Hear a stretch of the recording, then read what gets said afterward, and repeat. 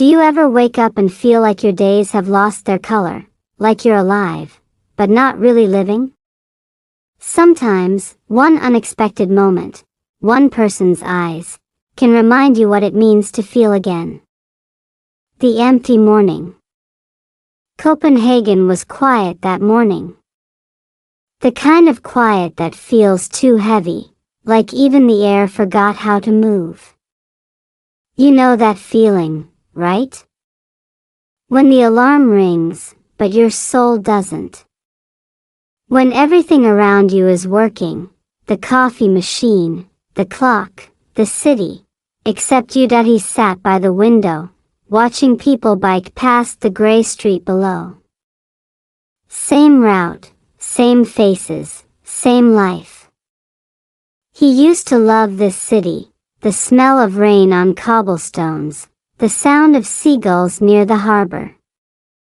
But lately, everything looked the same shade of gray. It wasn't the weather that changed. It was him. It's strange how burnout doesn't always scream. Sometimes, it whispers, softly, through tiny thoughts like, why try? Why speak? Why listen? That's how the English books on his desk started gathering dust. He used to practice speaking every morning before work. Now, he just scrolled through meaningless videos, promising himself, tomorrow I'll start again. But tomorrow never came. If you've ever tried to learn English, or anything new, you know how your brain tricks you. It says you're tired, you're too old, you'll never sound natural.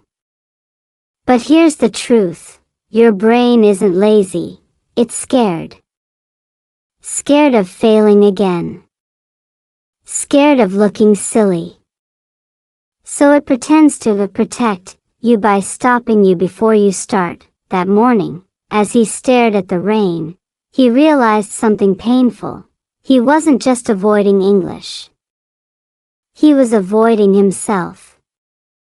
The version of him that once believed he could change. The one who looked at life with curiosity, not exhaustion. That he sighed, took a sip of cold coffee, and whispered, maybe it's just another gray day. But the universe, funny as it is, had other plans, because that same morning, on a random train to the city, he was about to meet someone whose eyes could make gray skies look almost golden. The chance encounter.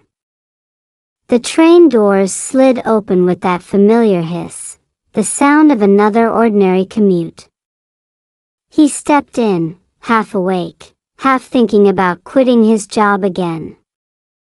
Seats were almost full, except one, across from a girl holding a small book, her hair slightly wet from the drizzle outside. At first, he didn't really see her. Just another passenger, another blur in a sea of faces. But then she looked up. And there it was, that spark. Not a movie kind of spark, but something quieter, more real.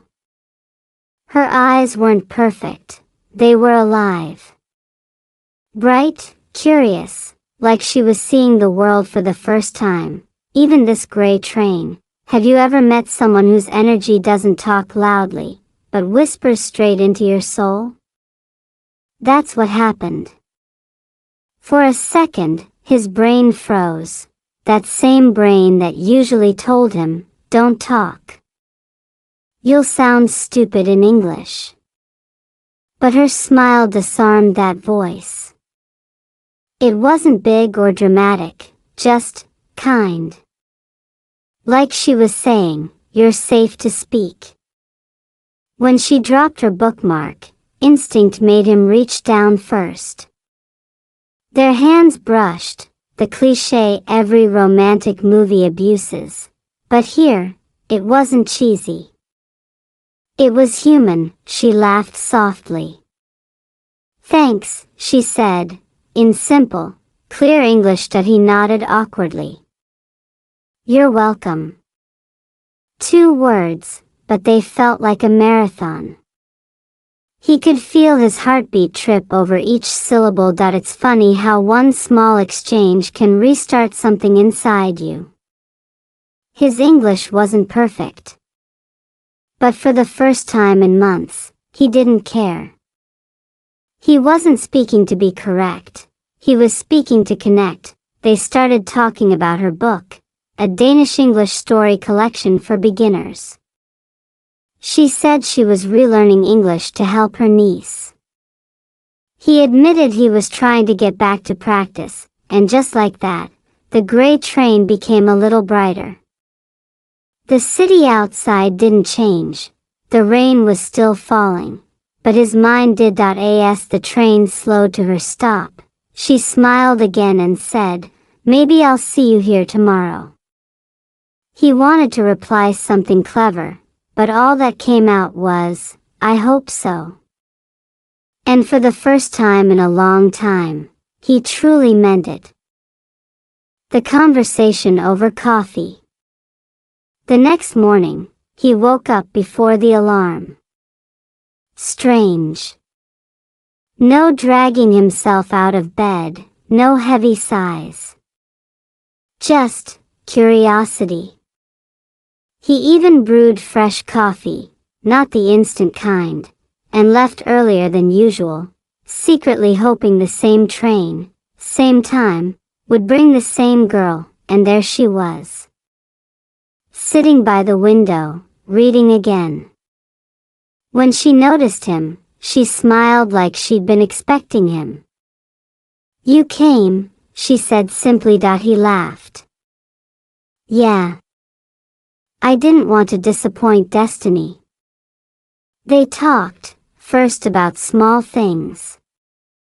The weather, the early trains, the price of coffee in Copenhagen, which, let's be honest, could make anyone fluent in complaining.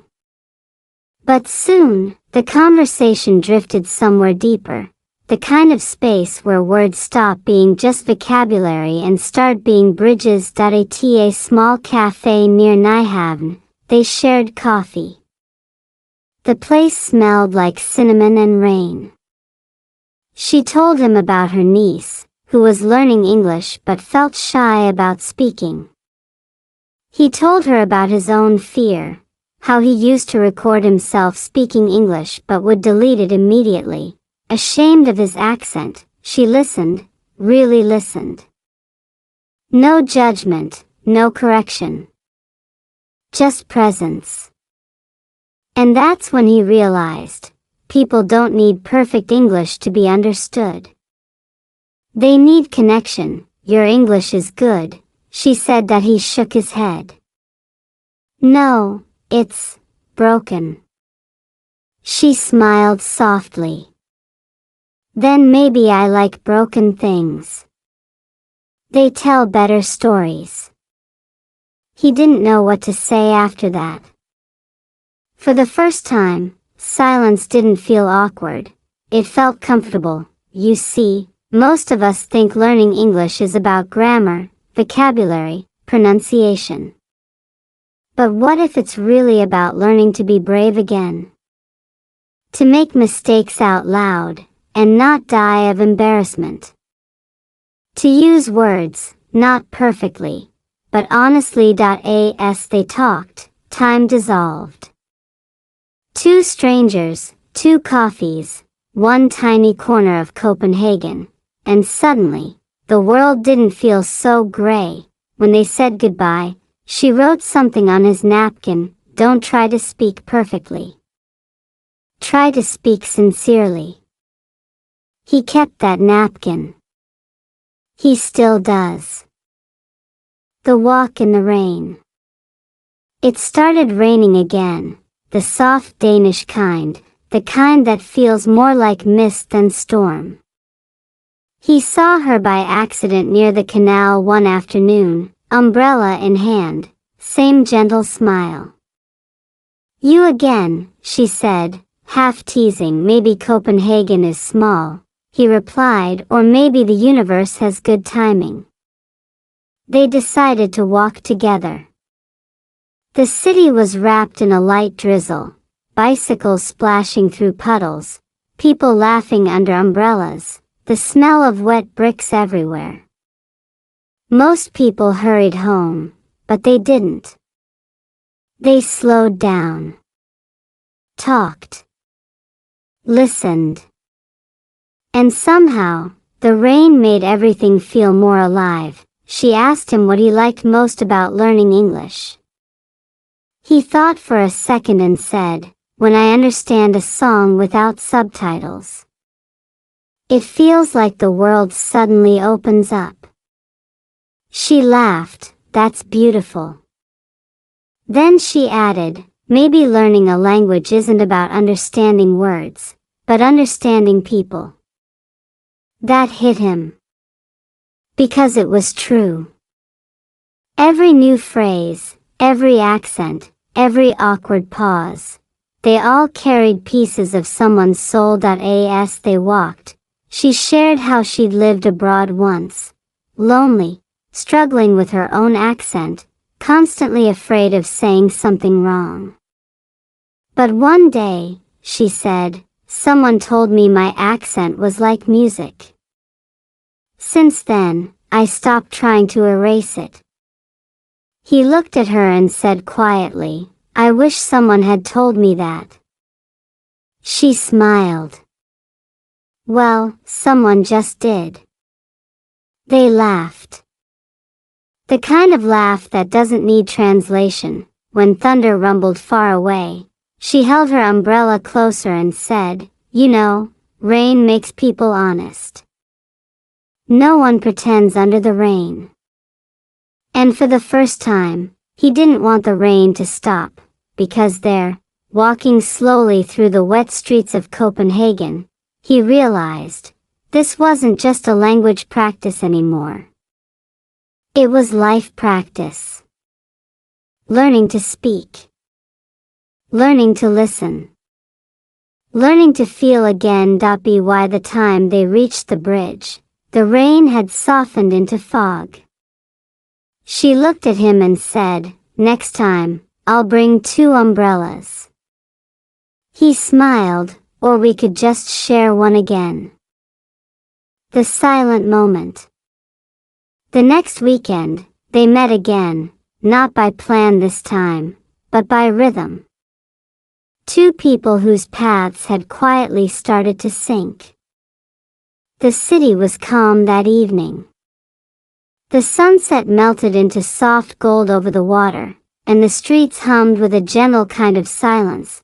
They sat on a bench by the lakes, sharing a small box of strawberries. No music, no noise, just the quiet sound of life happening. For a long time, they didn't talk. And strangely, that silence said more than any sentence could. You've probably felt it before. That wordless connection, when your heart understands something before your mind does. That was it. He looked at her, and she looked back. And in her eyes, he saw something, not drama, not sparks, not fairy tales, but peace. His thoughts whispered, "Is this what it means to truly see someone?" Not through the surface, but through the stillness behind it. She broke the silence first. "You don't talk much today," she said softly. He smiled. "Maybe. I don't want to ruin the quiet." She laughed, a small, genuine sound, then looked at him seriously. "You know, when I first met you, your eyes looked tired. Like you were here, but not really here. Now, they're different." He blinked. "Different how?" "Like they've remembered something they forgot," she said. He didn't answer. He didn't need to. Sometimes, life gives you these rare pauses, moments that don't need translation, grammar, or perfect timing. Just presence, and there's something magical about presence. It teaches you that love, like language, doesn't always need words. It's not about saying the right thing. It's about being there. Fully, the sky turned darker. Streetlights flickered on, reflecting off the water. She leaned her head slightly against his shoulder, and for the first time in a long time, he felt home. No fireworks. No declarations. Just quiet understanding that the world, somehow, had turned color again, and deep inside, he knew this was the moment everything began to change. The distance between them. A few days later, she sent him a short message. I have to go to Aarhus for work. Just a few weeks. Simple words. Too simple, maybe. But they hit harder than expected. He stared at the screen, feeling that familiar emptiness crawl back. Funny, isn't it? How fast we get used to someone's presence, their laughter, their silence, and how lost we feel when it suddenly goes quiet again. At first, he told himself it was fine.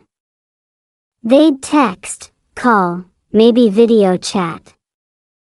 But messages can't hold eye contact. Voice calls can't carry the warmth of shared silence. The days started feeling longer again.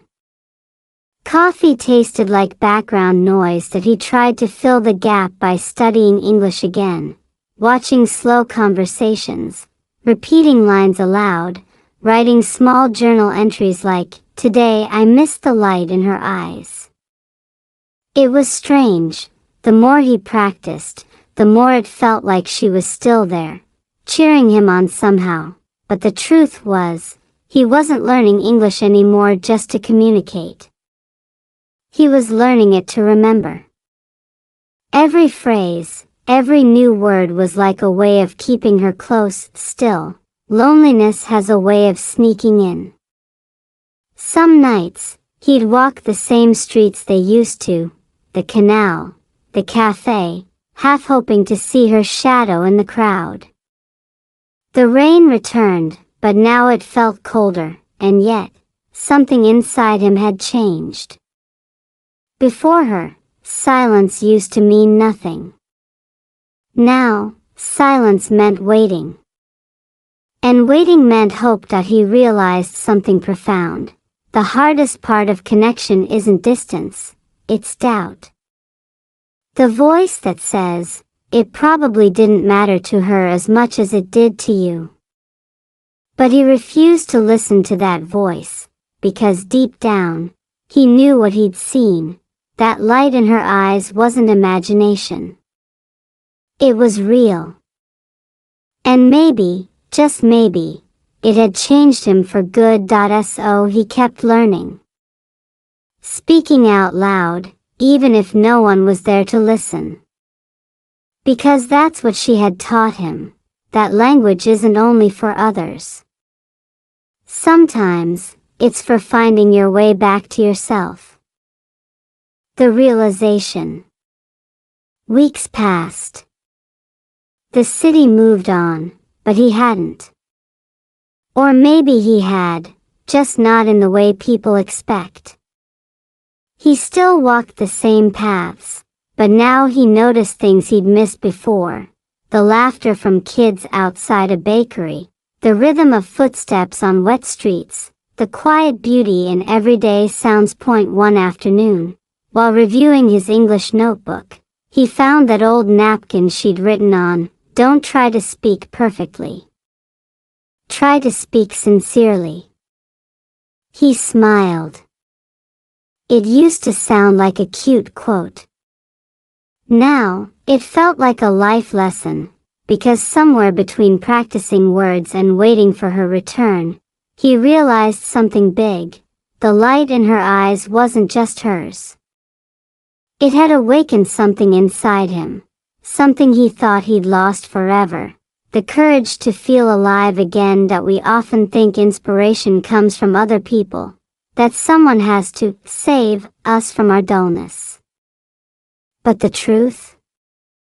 No one can light your fire unless you're willing to hold the match. She didn't give him a new life. She reminded him that he already had one. That night, he stood in front of the mirror, speaking English slowly to his reflection. His accent was still there, stubborn, Danish, imperfect. But he didn't hate it anymore. He smiled at himself, softly repeating, "I'm learning, and that's enough." And something shifted. The voice of self-doubt, the one that always said you're not good enough, went quiet. He realized English wasn't a subject to master. It was a bridge to understanding people, stories, emotions, including his own. Every word he spoke, every mistake he made, was proof that he was trying, breathing, living. That night, he didn't scroll mindlessly before bed. He turned off his phone, opened the window, and listened to the rain. The same rain that once made him feel lonely now sounded like rhythm, like language, like life. And deep down, he whispered, "I finally understand what she meant." The return. It was a bright spring morning when he saw her again. The kind of morning where the air feels new, where Copenhagen smells of tulips and sea breeze.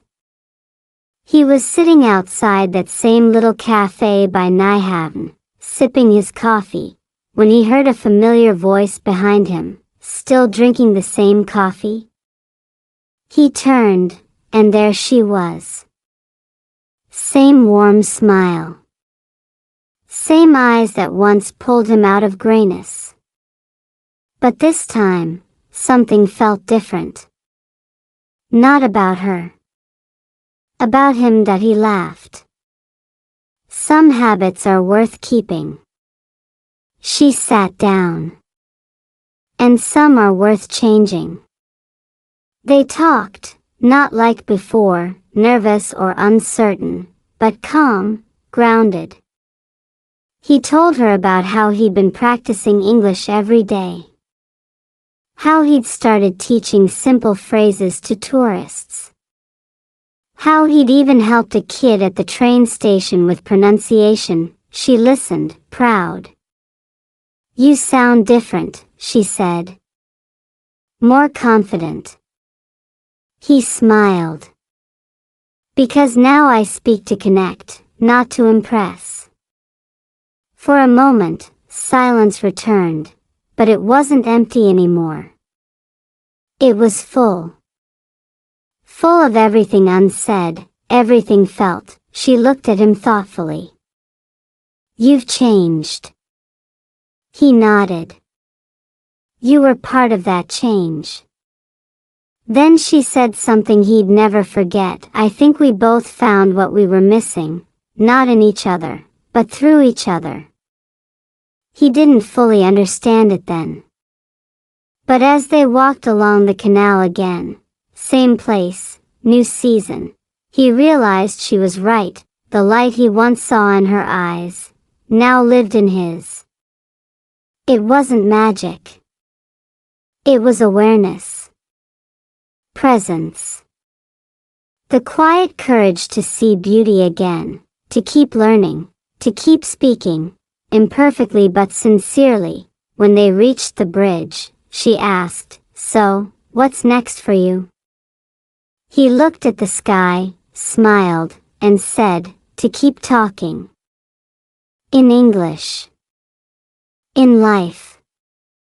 With whoever's willing to listen. And as they stood there, sunlight dancing on the water, he finally understood, real connection isn't found. It's created, word by word, heart by heart, because sometimes, he thought, the light in someone's eyes isn't what saves you, it's what teaches you to shine.